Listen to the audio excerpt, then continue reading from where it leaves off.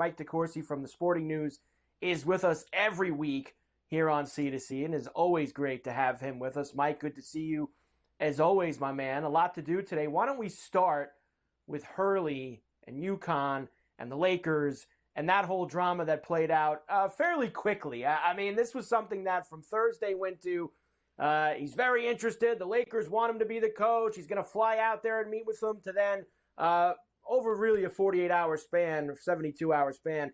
Nope, he's not going. He's going to stay in stores and be the UConn coach and go for 3 in a row. Your thoughts on all the Hurley stuff from the past few days? Yeah, I thought it was an interesting thought experiment in a way, because this is the first great coach that was offered an NBA job in the new era, in the era of NIL and the era of House versus the NCAA, where it's likely that teams, programs, athletic departments, however you want to classify it, will be able to share revenue with their athletes. And the UConn is a very interesting subject in that, because they have a football program that is not a member of a major conference and therefore not generating a ton of revenue. And so it's interesting how they handle that 22 million figure that exists for the elite programs. And it's certainly out there for anybody else that wants to do it. But what will UConn do relative to its basketball program, its women's basketball program, and its football program? I think that's a really interesting debate for them. But he looked at all that and decided that UConn was still the place.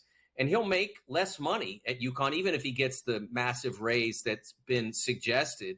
He'll make significantly less money than he would have as the Lakers coach. So the fact that he decided to stay, interesting in that respect. And then, of course, there were the dramatic, let's call it dramatic reactions to the initial word that he might leave college basketball, and how many people talked about how horrific it would be for the college game. I didn't agree with that. I think that he's fantastic, but I think that we've seen fantastic coaches replaced before, and the game continues on. But now that he stayed, I'm not seeing anybody start to shake the pom-poms and say, well, college basketball quite obviously is in a massive power position because it stared down the NBA and kept its top coach. Yeah, I mean, Mike, we talked about this last week. Like, we've seen the big college coach leave, and the game has always been there. And guess what else happens? Almost 90% of the time, they all come back. Whether it's Pitino, whether it's Saban, if you want to go into football, you go through the names of all these guys. Calipari, yes. A huge college coach, dips their toe in the water. They try it. I mean, geez, Beilein left a great situation in Michigan to go to Cleveland. That lasted a year and a half, and he was out of there. Mike, I think eventually Dan's going to do this, right? Because he has talked about this even before this whole thing came up, that eventually he wants to try the NBA. That situation will come, but there would have been a job waiting for him, Mike, if that didn't go well for 2 or 3 years when he was done. Yeah, and he'd had quite a bag. If that had happened, say, in 3 years, he probably still would have gotten, I think, another $40 million. So, yeah, I mean, I think that that's something that set up Rick Pitino for a pretty good life over the last 25 years when he left Boston with I think, $50 million, something like that. That serves you pretty well. He'll still make a lot of money. Not, like I said, not as much as he would have, but he'll still make a lot, and he'll still do a fabulous job because he's a terrific coach. And honestly, one of the things that I wrote about when he did decide to stay was what a remarkable record he has of player development. He's had 4 players drafted in the last 2 drafts combined. 4 players, 2 first, 2 second. And none of those players was a top 50 prospect when they walked in the door in stores. And then there will be another 3 this year, including two will be first rounders. One, Stephon Castle, was not only a top 50 prospect, but a top 10 prospect. But then the other 2 were not. So that's 6 out of 7 draft picks in 3 years that were not top 50 guys when they arrived at UConn. That's an astonishing record. Dan's tremendous. in just about every way you need to be tremendous as a coach, if not all of them.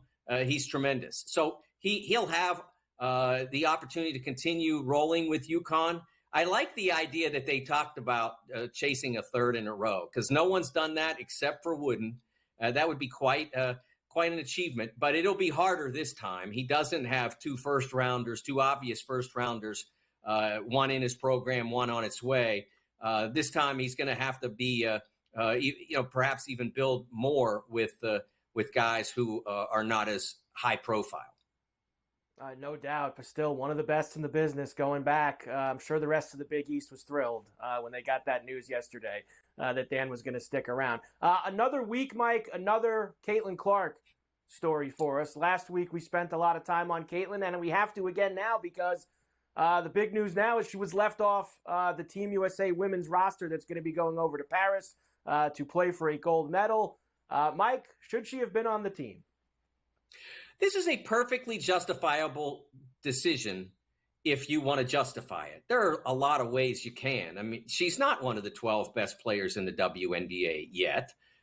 There are clearly other players who have been around longer, who have achieved more, etc. But you're not going to win the gold medal or lose it based on your 12th player. That's not going to happen. You're not going to lose it under any circumstance. You could take 6 and still win it, and probably win by a lot. That's been the recent history. And when I say recent, I'm talking about the last quarter century of USA women's basketball in the Summer Olympics. They win every time. They win by a lot every time. So what this is a missed opportunity. The Christine Brennan reported, the terrific columnist she is, reported that the coaching structure was concerned that Caitlin Clark's fans would turn on the television and she wouldn't be playing a lot and they'd be upset. You know what they missed in that decision there, Mike? They'd have turned on the television. And what would they have seen? They'd have seen how awesome Asia Wilson is, how awesome Brianna Stewart is. If they didn't already know, they'd know. And I have to say, based on women's basketball audiences over the last 10 years, not everybody knows. The audiences have not been huge. Now, the audiences for Caitlin Clark's WNBA games have been extraordinary, and it's allowed more attention to seep into the league. But you can't get enough attention. Mike, please don't take this as equivalent. It's just a similar example. When Taylor Swift started showing up at NFL games and young people started turning on the television to see her, in the stands or in the boxes. That meant more people were watching NFL games, and they might decide they liked it. And some I'm sure did, and some I'm sure didn't. But that's the whole point. You draw more eyeballs to your product. If your product is an entertainment product, you want more people to see it. Not everybody's going to like it, but some will, and that will make a difference in your general audience. And that's the opportunity that the WNBA and USA basketball missed by excluding Caitlin Clark.